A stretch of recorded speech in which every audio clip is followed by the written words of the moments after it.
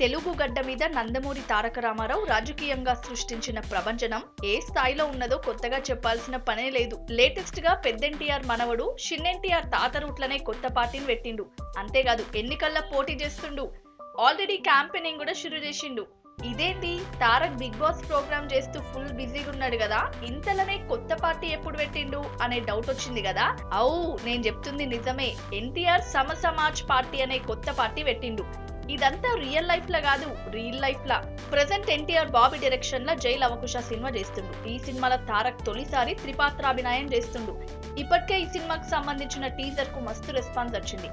Villain జై పాత్రలా ఎన్టీఆర్ ఏ తీర్లా ఎరగదీసిండో తెలిసిందే కదా. అయితే ఈ సినిమాలనే ఎన్టీఆర్ పొలిటికల్ లీడర్ గా సత్తా చూపించబోతుండు. సమాజ్ పార్టీ పేరిట ఎలక్షన్ బరిలో దిగుతున్నాడు. దానికి సంబంధించిన ఫోటోలు ఇప్పుడు సోషల్ మీడియాలో మస్తు హల్చల్ చేస్తున్నాయి. ఇప్పటికే తారక్ త్రిపాత్రాభినయం అని చెప్పి ఈ సినిమాపై హైప్ పెంచిన కళ్యాణ్ రామ్ ఇప్పుడు విలన్ పాత్రధారికి పొలిటికల్ బ్యాక్ గ్రౌండ్ పెట్టి సినిమాపై బజ్ మరింత పెంచేసిండు. ఇప్పటి వరకు జై పాత్రనే రివీల్ చేసిరు. లేటెస్ట్ గా లవకుశ పాత్రలు కూడా రివీల్ చేస్తే సినిమాపై అంచనాలు ఇంకింత పెరగడం ఖాయమని చెప్పొచ్చు.